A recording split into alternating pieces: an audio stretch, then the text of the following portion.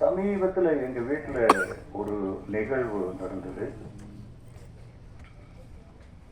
ஒட்டுமொத்த குடும்பத்தோடு சேர்ந்து ஹபீபி படம் பார்த்தோம். நான், என் மனைவி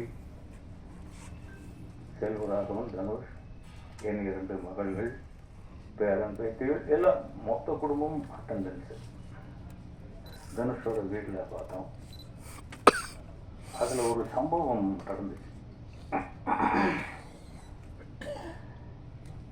என் வீட்டில் 2 பெண்கள், ஒரு பெண் டாக்டர் விமலா கீதான்னு ஒரு பொண்ணு, புலி மாதிரி, சிங்கம், புலி கூட கிடையாது, சிங்கம். எங்கள் வீட்டிலேயே எல்லாருமே அந்த பொண்ணுக்கு பயப்படுவாங்க. அப்படி ஒரு டயரிங்கான ஒரு பொண்ணு. படம் பார்த்துக்கிட்டு வரும்போது ஒரே சைலண்ட்டு. அந்த என்னுடைய இறுதி காட்சி வர்றதுக்கு முன்னாடி டக்குன்னு எழுந்து வெளியில் ஓடிடுச்சு.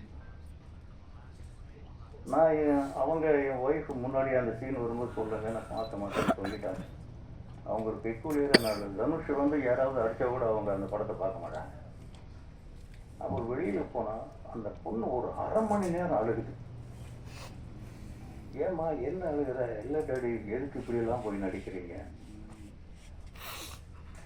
இது எனக்கே ஒரு புது விதமான அனுபவமாக இருக்கு. என்னடா இந்த பொண்ணு அழுகுதே, அது அயன் லேடிங்க, அது அவங்க தான் பபிஷோட அம்மா. அப்படி அழுறாங்க. அதுதான் தியேட்டர் ரிசல்ட். என் பசங்க என்ன சொல்லுவாங்களோ அப்படின்னு கம்முன்னு இருந்தேன். படம் முடிஞ்சது. கம்முன்னு தான் எல்லாரும் இருந்தாங்க. தனுஷ் என்னை மேலே எங்களையும் பார்த்தாரு. என்னப்பா பேசாமல் இருக்க? இல்லைப்பா, சூப்பராக பண்ணியிருக்கீங்க. நான் என்னமோ நினச்சேன். எங்கேயோ அவருக்கு என்ன, நான் ஒரு குழந்தை, எங்கள் வீட்டில் நான் ஒரு குழந்தை தான். அப்பாவை யாரோ ஏமாத்துறாங்க, எங்கெங்கேயோ கூட்டிகிட்டு போகிறாங்க அப்படிங்கிறது தான் அவங்களுடைய கால்குலேஷன். உண்மையும் அதுதான். நான் நிறைய இடத்துல ஏமாந்து போயிடுவேன். அப்படி தானே நீங்கள் ஏமாந்துருவீங்க, ஏதோ ஒன்று பண்ணியிருப்பீங்கன்னு நினச்சேன்ப்பா. கௌரவமான, எனக்கு கௌரவமான ஒரு படத்தில் நீங்கள் நடிச்சிருக்கீங்க.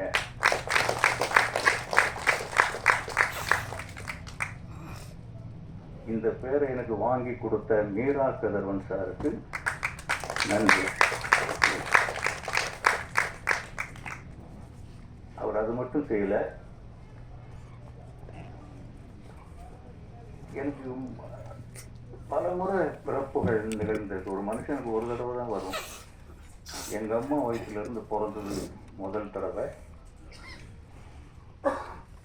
சினிமாவில் நான் ஒரு மனுஷனாக மாறினது, ஒரு கலைஞனாக என்னை மாற்றினது இயக்குனர் விசு சார். அங்கே 2வது முறை.